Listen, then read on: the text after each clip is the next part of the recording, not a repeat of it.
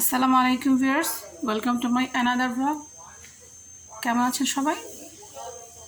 তো নতুন আরেকটি রেসিপি নিয়ে আমি আপনাদের সামনে উপস্থিত হয়েছি। তো আজকের রেসিপিটা হচ্ছে স্ট্রবেরি ফ্লেভারের কাঁচাগোল্লা, ছানার কাঁচাগোল্লা, তাও আবার স্ট্রবেরি ফ্লেভারে করে দিচ্ছি। তো দেখতে থাকুন কীভাবে এটা করা হয়। তো স্ট্রবেরি কাঁচাগোল্লা করতে যা লাগছে, এখানে আমি দুধ নিয়েছি 4 লিটার একটি, আর এখানে স্ট্রবেরি ফ্লেভার যে নেসলে ব্র্যান্ডের নেসকুইক মিল্কশেক সাথে যেটা খায় সেটা, আর নিয়েছি কনডেন্স মিল্ক একটি, তাও পুরোটা লাগবে না। তো এই হচ্ছে আমার আজকের রেসিপির মূল উপকরণ।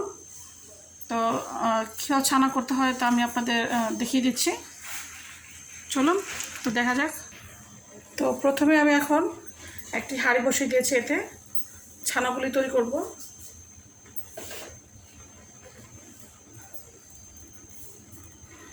তো ছানা তৈরি করতে যা লাগবে আমার, এই বিলটা আমি ঢেলে দিচ্ছি 4 লিটারের দুধটা।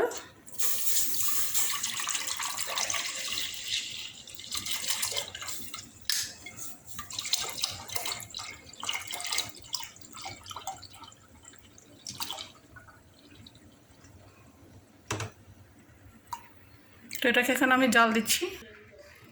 তো এখন আমি দুধটা বলক এসেছে, এর মধ্যে আমি এখন ভিনেগার 1 কাপ পরিমাণ ভিনেগার আমি এটা ঢেলে দিচ্ছি।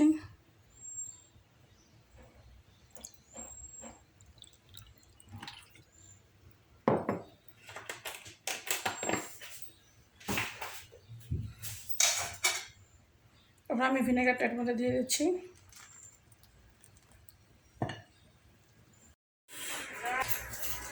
তো আমার ছানা তৈরি হয়ে গেছে। তো ভিউয়ার্স, আমি আপনাদেরকে বোঝানোর জন্য ছানা কীভাবে মেক করতে হয় আপনাদেরকে সেটা করে দেখালাম, কীভাবে ছানা করতে হয়, কতটুকু সিরকা দিতে হয়। তো এখানে আমার 4 লিটার দুধের ছানা, এখানে টোটাল ছানা হবে 4 কাপের মতো, মেজারিং কাপের 4 কাপ ছানা হবে এখানে। দেখুন আমি ছানাটা খুব সুন্দর করে ছেঁকে নিয়েছি এবং এটাকে আমি অনেকক্ষণ ঝুলিয়ে রেখেছি যেন পানিটা একটু না থাকে। দেখুন ভিউয়ার্স, একটু পানি নেই, ঠিক এরকম হতে হবে, তাহলে আপনার ছানাটা সুন্দর হবে। এখানে আমার টোটাল ছানা 4 কাপ। মিষ্টি খেতে সবাই পছন্দ করে, তাই আমি এখানে একটু বেশি পরিমাণে কীভাবে করা যায় সেটা আপনাদের করে দেখাচ্ছি।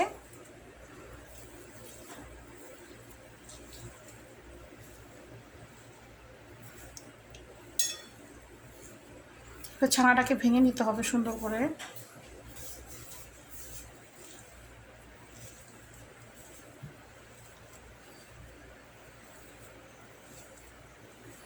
আপনারা চাইলে 1 কাপ ছানাও করতে পারেন, 1 কাপ ছানা দিয়েও করা যায়।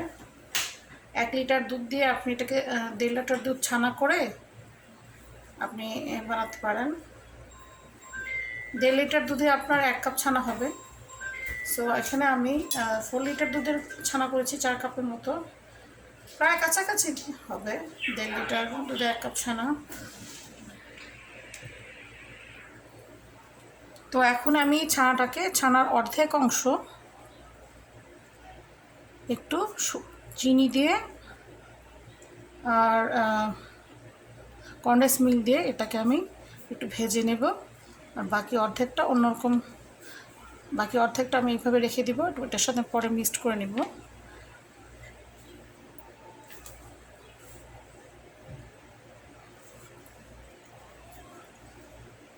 ঠিক এরকম আমি এটাকে চিনি দিয়ে ভেজে নেব। তো আমি একটি প্যান বসিয়েছি, ফ্রাই প্যান।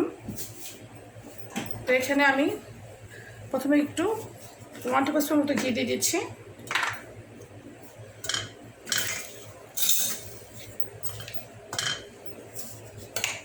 চুলাটাকে খুবই লো আঁচে করতে হবে, লো আছে যেন এটা পুড়ে না যায়। খুব বেশি গরম হয়ে গেলে এটাকে আপনারা অফ করে দেবেন।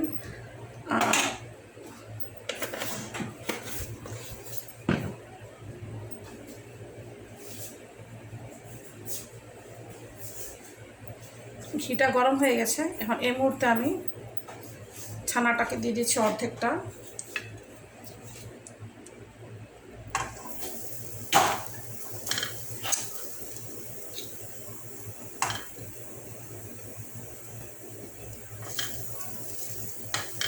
এর মধ্যে এখন আমি একটু চিনি দিয়ে দিচ্ছি।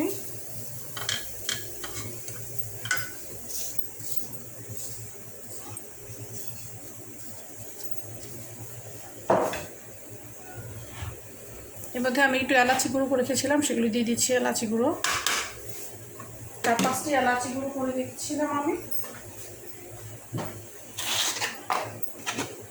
আর দিয়ে দিচ্ছি চিনি।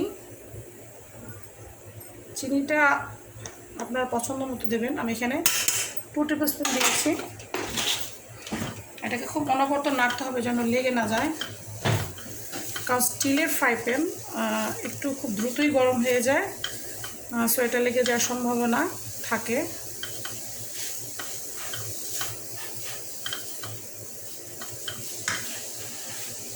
এখন এর মধ্যে আমি একটু কনডেন্স মিল্ক ঢেলে দিচ্ছি।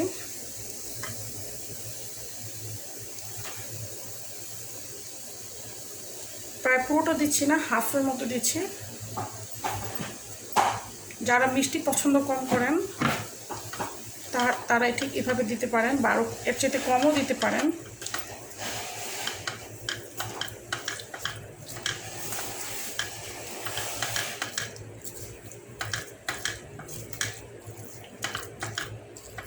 এভাবে এটা দেওয়ার পর ভালো করে নেড়ে চেড়ে লাগাতে হবে, নেড়ে চেড়ে দিতে হবে যেন এটাকে সুন্দর মতো এটা মাখো মাখো হয়ে যায়।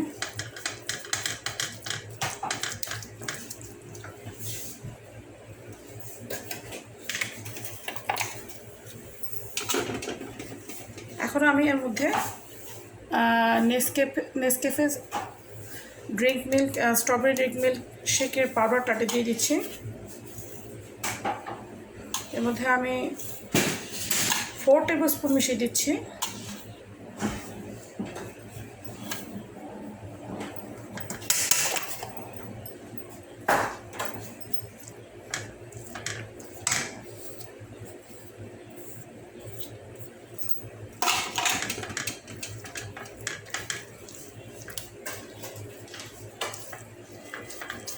যেন লেগে না যায়, সুন্দর মতো ভালো করে লাগাতে হবে, লাগিয়ে দিতে হবে অনবরত।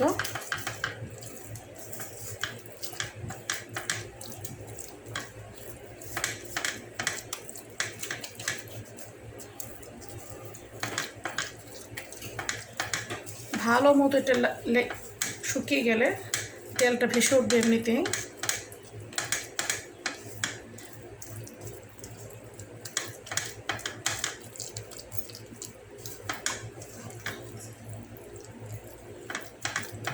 ঠিক এভাবে অনবরত নাড়তে থাকুন।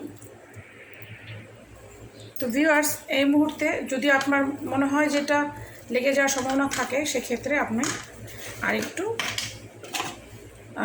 ঘি দিতে পারেন।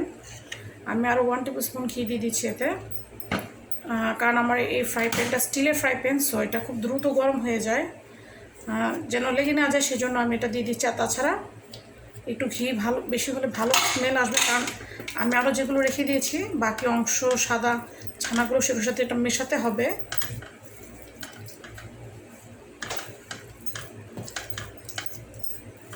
আমি এর মধ্যে আরও কিছু নেসকেফে স্ট্রবেরি পাউডার আরও মিলিয়ে দিচ্ছি, তার কালারটা একটু সুন্দর আসবে। আমি আরও 2 টেবিল স্পুন দিয়েছি, টোটাল 8 টেবিল স্পুন আমি দিয়েছি। 8 টেবিল স্পুন আমি এর মধ্যে নেসকেফে পাউডারটা মিশিয়েছি, যেন ছানার কালারটা সুন্দর হয়, এটা গাঢ় হবে। বাকি সাদা ছানাগুলোর সাথে যখন মেশাবো এটা, তখন পুরোটা পিঙ্ক কালার হবে আর খেতে খুবই ভালো লাগবে, ফ্লেভারও বেশি আসবে। সো এভাবে অনবরত নাড়তে থাকুন, নাড়তে নাড়তে যখন তেলটা লেগে আসবে না আর তেল ভেসে আসবে, তখন এটাকে চুলার আঁচটা অফ করে দেবেন। তো এইভাবে নাড়তে নাড়তে যখন দেখবেন নিচে লেগে যাচ্ছে না, সুন্দর উঠে যাচ্ছে, এইভাবে উঠে যাচ্ছে, তখন আপনার এটাকে চুলাটা অফ করে দেবেন। আমার এটা অলমোস্ট হয়ে গেছে, এটা নিচে লেগে যাচ্ছে না।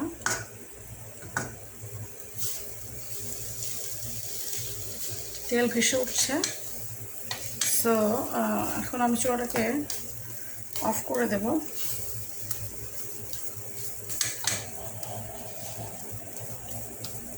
আমি চুলাটাকে এখন অফ করে দিচ্ছি।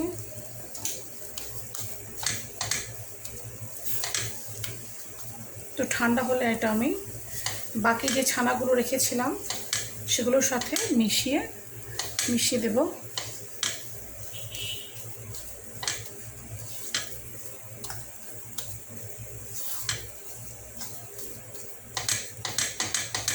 সো এটাকে এখন আমি ঠান্ডা করতে দিয়ে দিলাম। সো এখন আমি এই যে অর্ধেকটা রেখে দিয়েছিলাম ছানা, এটার সাথে যে রান্না করা সেই ছানাটাকে আমি মিশিয়ে দিব। মিশিয়ে দেওয়ার আগে এটাকে আমি ভালো করে মথে নিচ্ছি। তো আমি এখন যে ছানাটাকে ভেজেছিলাম স্ট্রবেরি পাউডারটা দিয়ে, সেটাকে এখন ঢেলে নিয়েছি। একটু গরম আছে, সো এই গরম অবস্থায় এখনও গরম আছে এটা। সো এটার সাথে এখন আমি এটাকে মিক্সড করে নিচ্ছি।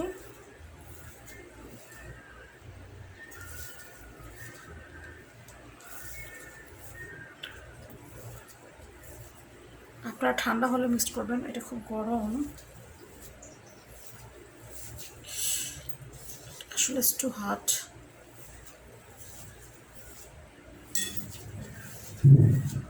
ভালো করে এটাকে মথে নিতে হবে পুরোটা সাদা ছানার সাথে, তাহলে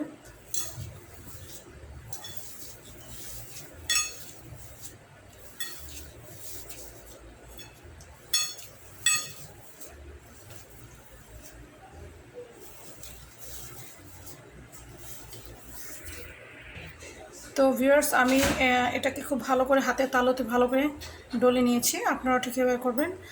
সো এখন আমি একটা হার্ট শেপ আমার কাছে একটা হার্ট শেপ কুকি কাটার আছে, এটা দিয়ে আমি এভাবে বিভিন্ন শেপ করব। আপনারা চাইলে ইচ্ছে করলে গোল করেও করতে পারেন, গোল শেপ।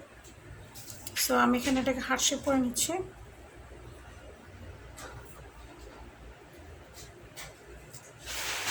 আপনারা আপনাদের বিভিন্ন পছন্দ অনুযায়ী ডিজাইন করতে পারেন, কিংবা এটাকে সার্কেল শেপও করতে পারেন। ঠিক এইভাবে আপনারা শেপ মতো করে নিতে পারেন, কিংবা গোলও করে নিতে পারেন আপনাদের পছন্দ মতো। তো ভিউয়ার্স আপনারা এইভাবে চেপে চেপে এটাকে সমান করে নেবেন, সমান করে এটাকে কুকি কাটার দিয়ে কাটবেন। আপনারা দেখেছেন এর মতো আমি কুকি কাটার দিয়ে কেটে দিয়েছি। আপনাদেরকে বোঝার জন্য আরও বুঝিয়ে করে দেখাচ্ছি।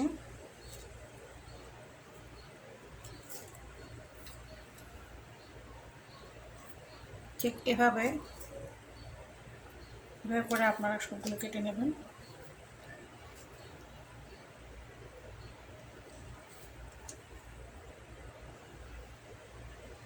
ঠিক যেভাবে আমি করে নিচ্ছি, আমি ঠিক এইভাবে সবগুলো ডেকোরেশন করে নিচ্ছি। ছানা শেপটা আপনাদের পছন্দ মতো, কেউ কেউ গোল্লা পছন্দ করে, সার্কেল শেপ। সো তো আমি একটু ভ্যারাইটিস একটু ডিফারেন্ট করলাম, কারণ সবসময় তো আমরা সার্কেল শেপ খেয়ে থাকি, একটু ব্যতিক্রম না হলে ভালো লাগে না। সেজন্য আমি এটাকে এই ধরনের শেপ করেছি।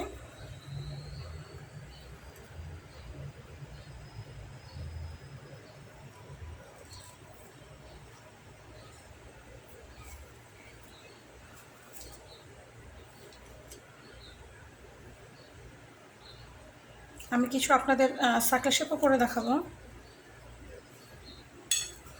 তো ঠিক এভাবে আপনারা এটাকে কাটার পর এটাকে খুব সাবধানে এটাকে আলাদা করে নেবেন। এবার একটা নাইফের সাহায্যে এভাবে এটাকে তুলে নেবেন, আবার সেগুলো শেপ করে নেবেন ঠিক সেভাবে। তো ভিউয়ার্স, আমি প্রথমে হার্ট শেপ একটা শেপ এনেছিলাম, আর এখন এটা আমি সার্কেল শেপ করেছি। আপনারা বিভিন্নভাবে বিভিন্ন রকমের শেপ করতে পারেন।